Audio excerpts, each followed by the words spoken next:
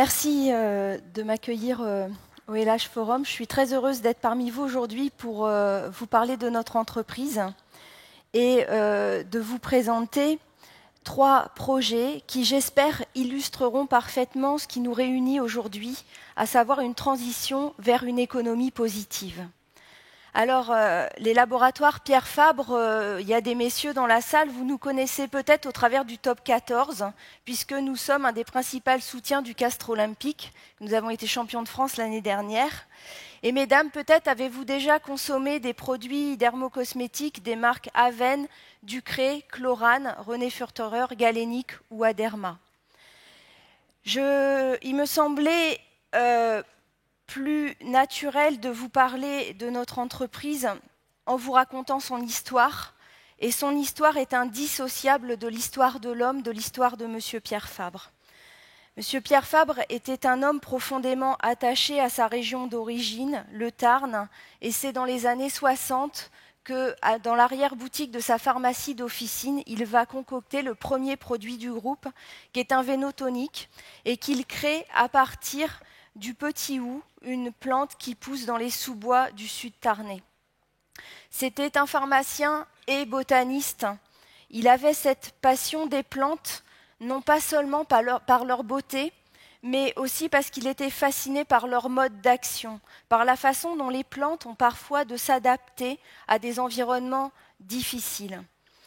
De cet ADN de l'entreprise, de cet héritage, il a fait de ses valeurs les nôtres. Et il déclarait « Les femmes et les hommes sont plus attachés à une entreprise qui fait partie de leurs racines ». En héritage, nous avons reçu cet amour du territoire, cet amour des hommes qui vivent de la terre et cette passion de la botanique.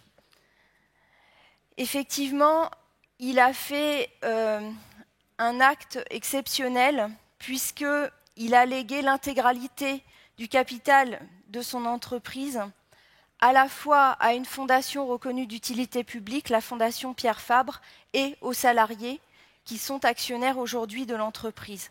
Très concrètement, cela veut dire que lorsque l'entreprise dégage des dividendes, ces dividendes servent une œuvre d'intérêt général.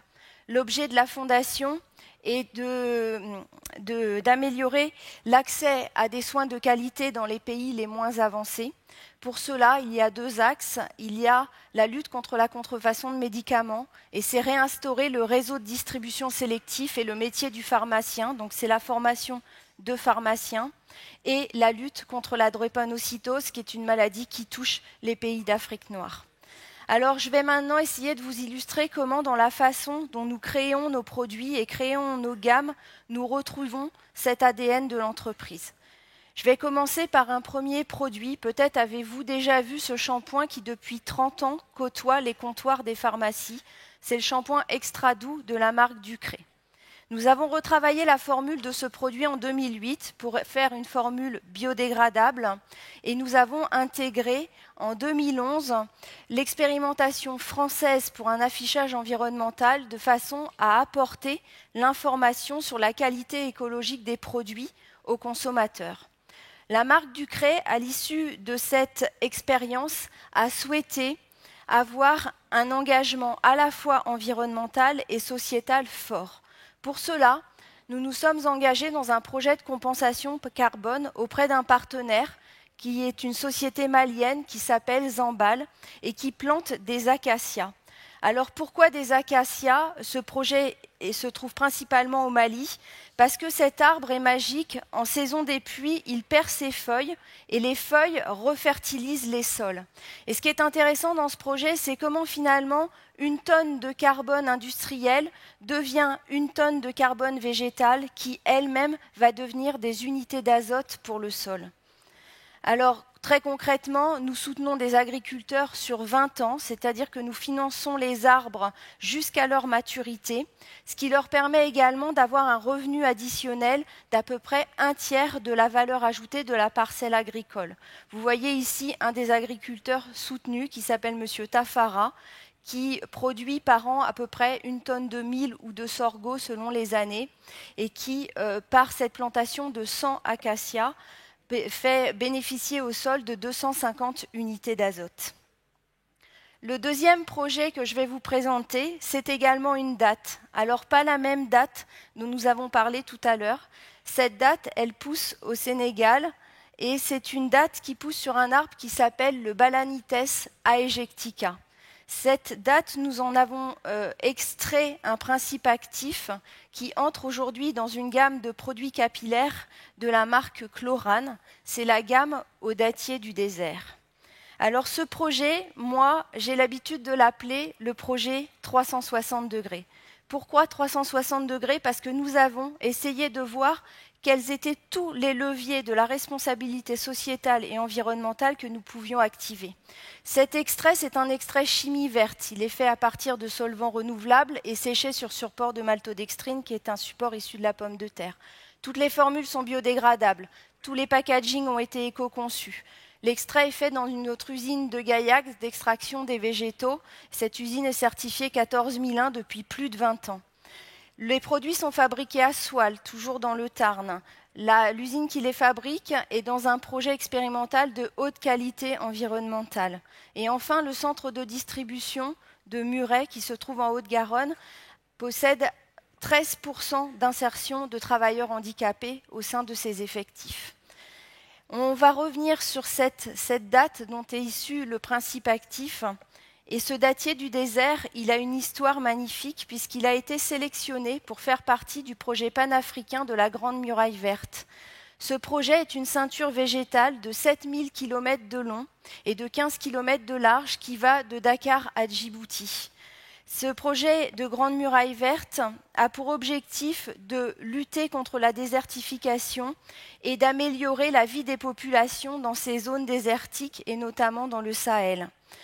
Nous finançons la plantation de 10 000 arbres par an et au travers de sa fondation d'entreprise, l'Institut Chlorane, il y a ces plantations d'arbres, mais il y a également le financement de thèses de doctorants pour trouver de nouveaux débouchés économiques à cette date du désert. Ça peut devenir du beurre, de l'huile, on pourrait trouver d'autres débouchés. Et également étudier l'impact sociologique et l'impact écologique de ces plantations et de la Grande Muraille Verte. Il y a une phrase que j'aime beaucoup de notre directrice de l'Institut Chlorane, c'est « il faut végétaliser nos vies ». Parce que lorsqu'on végétalise nos vies, parfois du désert, on peut faire un paradis. Donc voilà, une fois que les arbres sont plantés et arrivés à maturité, après une pluie, ce que peut donner un désert. Le troisième projet dont je souhaite vous parler est un projet sur notre terroir, le Tarn, sur une plante, l'avoine, et plus précisément l'avoine réalba. Alors, je ne sais pas si vous le saviez, mais il existe 80 espèces d'avoine et nos botanistes ont cherché, et nos ingénieurs agronomes ont cherché une avoine qui puisse être utilisée en produits dermocosmétiques. Cette avoine, c'est l'actif phare d'une marque qui s'appelle la marque Aderma, à l'avoine réalba, et qui sont des produits pour les peaux fragiles. Alors, cette avoine, il est cultivé, je vous l'ai dit, principalement dans le Tarn. Vous êtes ici à ce qu'on appelle, nous, terre d'avoine. Vous voyez une belle demeure en fond d'écran. Et c'est là, en fait, qu'on invite les gens à venir visiter terre d'avoine pour voir quelle est l'histoire de cette avoine réalba. Le produit, donc, est cultivé en agriculture biologique sur ces champs, à Puylaurens. Une fois que la récolte est effectuée, le produit part à Gaillac, où là, nous allons faire l'extrait à partir d'avoine réalba. Et l'usine de Gaillac va envoyer sur notre usine de Soile à la fois l'extrait pour fabriquer les produits et le résidu de marc de plante. Ce résidu de marc de plante, il va être intégré dans une chaudière biomasse en cocombustion avec des plaquettes forestières pour alimenter l'usine en eau chaude. Cela nous permet de substituer 60% de la consommation de gaz et d'économiser 1600 tonnes de carbone par an. Alors, ce projet, moi, je l'appelle le 110% Made in Tarn parce que cette chaudière, quand elle a fini de brûler cette avoine et ces plaquettes forestières, il reste des cendres. Et les cendres sont ensuite épandues sur les champs d'avoine à Puylaurens. Et tout ce que je vous raconte se fait dans un rayon à vol d'oiseau de 22 km. Je vous ai dit au départ que ces champs étaient en agriculture biologique, et lorsqu'on est en agriculture biologique, un des soucis qui se pose à l'agriculteur, c'est comment il va faire de l'amendement organique pour ses sols. Une façon de le faire, c'est de cultiver le lin. Alors le lin, il est plus connu sans doute ici au Havre, puisqu'il pousse principalement en Normandie. Il a fallu travailler pendant plusieurs années à trouver une espèce de lin qui puisse pousser dans le sud-ouest de la France, de façon à faciliter cette mise en agriculture biologique. Donc nous avons trouvé cette espèce, et comme nous avons pu cultiver du lin, eh ben, nous avons intégré l'année dernière un actif à base de lin dans une nouvelle gamme capillaire des laboratoires Chlorane, une gamme capillaire au lin. Et ce qui est magique dans le lin, c'est que nous, quand on a utilisé les graines, il reste les tiges, et avec les tiges, on peut faire de l'isolant pour les maisons.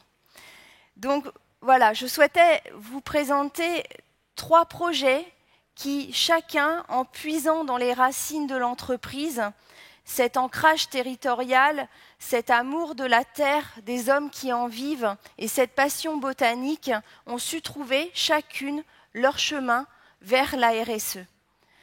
Ce que j'ai envie de vous dire aujourd'hui, c'est que chaque projet est ainsi un bourgeon issu de rameaux originaux que sont nos marques nourries par une même sève, une entreprise qui place la RSE au cœur de son ADN.